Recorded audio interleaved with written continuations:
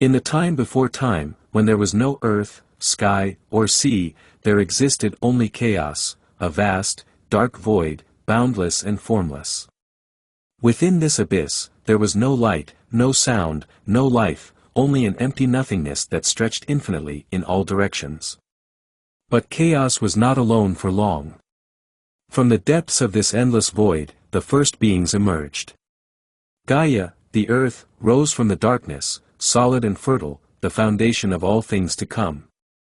Tartarus, the deep abyss, formed beneath her, a shadowy realm far below, where even light dared not tread. Eros, the force of love, was born next, a primordial energy that would bring together beings and spark creation. From chaos also came Erebus, the personification of darkness, and Nyx, the goddess of night, who together blanketed the newborn cosmos in shadow. Gaia, full of life and power, looked upon the vast emptiness around her and longed for companionship. Without a partner, she brought forth Uranus, the sky, to cover her and be her equal. Uranus was magnificent, his presence stretching across the heavens, shimmering with the light of countless stars. Gaia and Uranus joined together, and their union gave birth to a powerful lineage. The first of their children were the mighty Titans, 12 in number, who possessed great strength and ruled over various aspects of the world. Among them were Oceanus, who encircled the world with his waters, Hyperion, who governed the light, and Cronus, the youngest and most ambitious of them all. But Gaia and Uranus did not stop with the Titans. They bore other children, two fearsome beings like the Cyclopes, one-eyed giants of incredible strength, and the Centimanes, monstrous creatures with 50 heads and 100 hands. However, Uranus looked upon these later offspring with disgust. Fearing their power, he imprisoned them deep within Gaia's womb, causing her great pain. Gaia's anguish turned to anger, and she devised a plan to free her children and overthrow Uranus. She called upon her Titan sons, but only Cronus, the youngest and boldest, dared to defy their father. Gaia gave Cronus a sickle, a weapon crafted from her very essence, and urged him to act. One night, as Uranus descended to lie upon Gaia, Cronus sprang from the shadows. With a swift, merciless strike, he severed Uranus's power, casting him down from his throne in the heavens. As Uranus's blood fell upon the earth, it gave rise to new beings, the vengeful Erinyes, the Furies, the towering giants, and the graceful Melee, ash-tree nymphs. From the foam that gathered in the sea where Uranus's severed genitals fell, Aphrodite, the goddess of love and beauty, was born, rising from the waves as a beacon of allure and desire. Cronus, having overthrown his father, took the mantle of ruler of the cosmos. He freed his Titan siblings and together they ruled the world.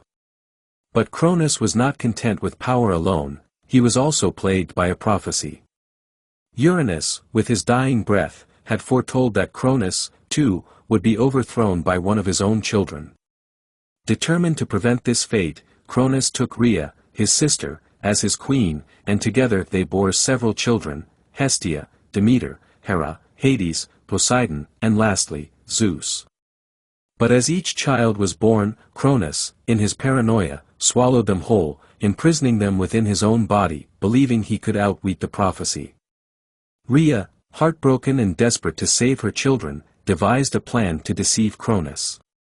When her youngest, Zeus, was born, she wrapped a stone in swaddling clothes and presented it to Cronus. The Titan, oblivious to the trick, swallowed the stone, while Rhea secretly hid the infant Zeus in a cave on the island of Crete, where he was raised by nymphs and nurtured on the milk of the divine goat, Amalthea. Zeus grew strong and wise, and when the time was right, he sought to free his siblings and fulfill the prophecy. With the help of Metis, the goddess of wisdom, Zeus concocted a potion that caused Cronus to vomit up the children he had swallowed. One by one, Hestia, Demeter, Hera, Hades, and Poseidon emerged, fully grown and ready to join Zeus in his rebellion. A great war erupted, known as the Titanomachy, between the Olympian gods, led by Zeus, and the Titans, led by Cronus. The battle raged for 10 years, shaking the very foundations of the earth. The Olympians, aided by the freed Cyclopes and Centimanes, who were grateful to Zeus for their release, finally gained the upper hand. The Cyclopes, in their gratitude, forged powerful weapons for the gods. Zeus received his mighty thunderbolt, Poseidon his trident, and Hades a helm of invisibility. With these weapons, the Olympians struck down the Titans, casting them into the depths of Tartarus, where they would remain imprisoned for eternity. Cronus and the other defeated Titans were bound in chains, their reign ended.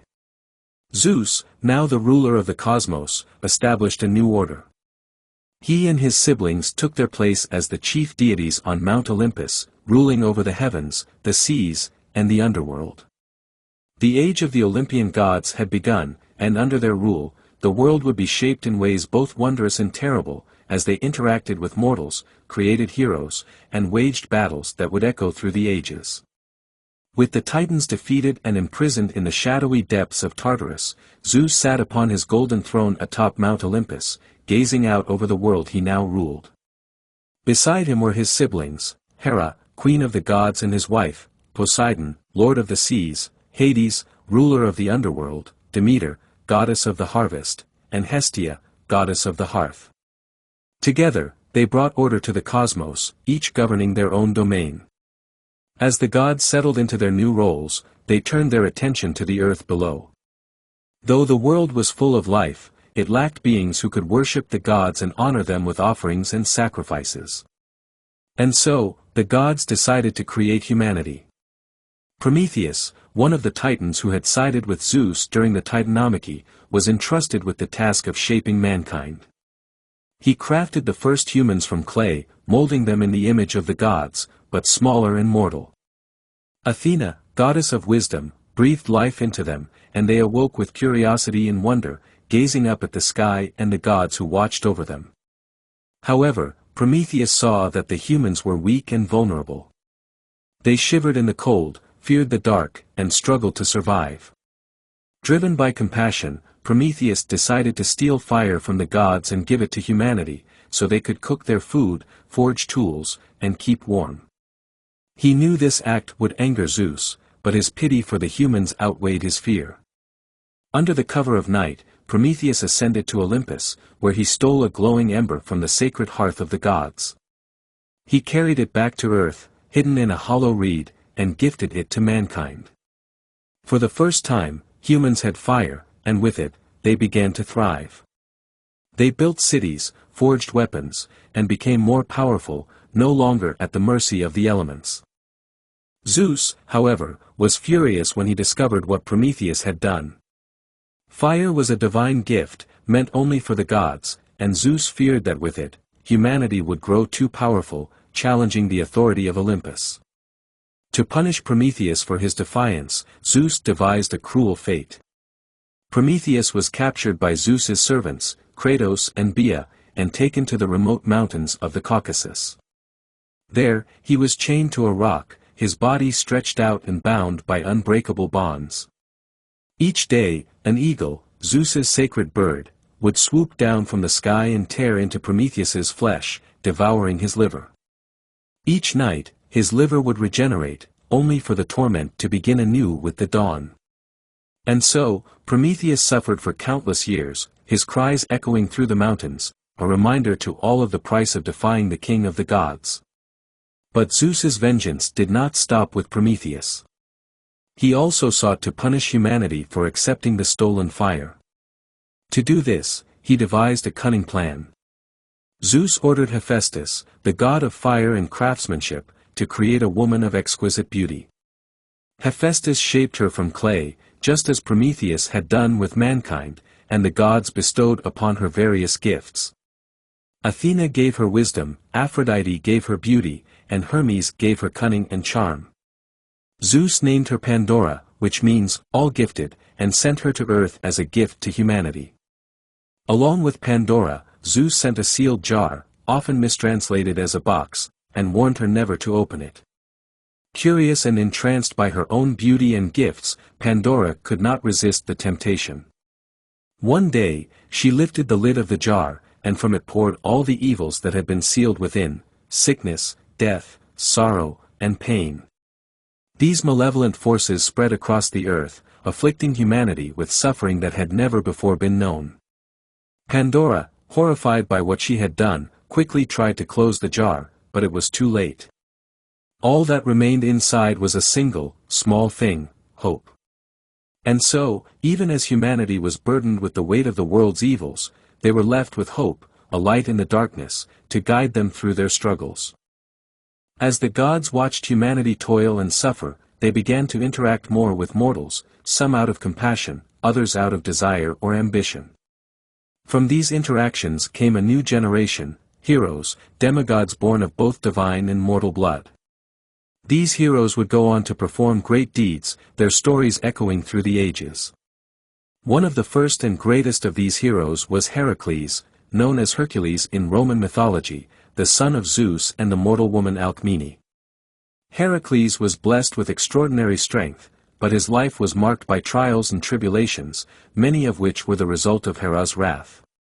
Hera, jealous of Zeus's infidelity, sought to make Heracles' life as difficult as possible.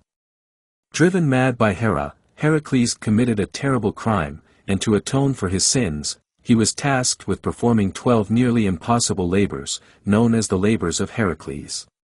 These included slaying the Nemean lion, capturing the golden hind of Artemis, and stealing the apples of the Hesperides. Each labor tested Heracles' strength, courage, and cunning, but through them, he achieved immortality and was ultimately welcomed to Mount Olympus as a god. Other heroes followed in Heracles' footsteps, each with their own epic quests and challenges. Perseus defeated the Gorgon Medusa, whose gaze could turn men to stone. Theseus navigated the labyrinth and slew the Minotaur, a fearsome creature with the body of a man and the head of a bull. Jason led the Argonauts on a quest for the Golden Fleece, a symbol of kingship and power. But as the age of heroes rose, so too did it decline. The gods, often capricious and jealous, interfered in the lives of mortals, leading to tragedy as often as triumph. The Trojan War, one of the most famous events in Greek mythology, was a prime example of this. Sparked by the abduction of Helen, the most beautiful woman in the world, by the Trojan prince Paris, the war drew in the mightiest heroes of Greece, Achilles, Odysseus, Agamemnon, and many others. The war lasted 10 years, culminating in the fall of Troy through the cunning of Odysseus, who devised the plan of the Trojan horse. But the war also marked the end of the age of heroes.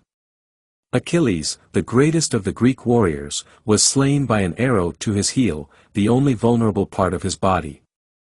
Many of the other heroes met similarly tragic fates, and those who survived, like Odysseus, faced long and arduous journeys home, haunted by the consequences of their actions.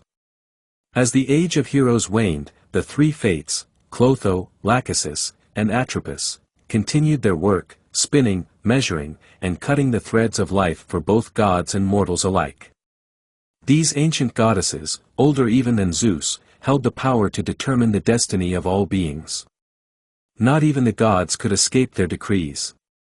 With the heroes of old now part of legend, the mortals turned their focus to the gods and their own lives. They built temples, performed sacrifices, and told stories to honor the Olympians, seeking their favor in times of need. But the gods were capricious and often meddled in the affairs of mortals, driven by their own desires, rivalries, and whims.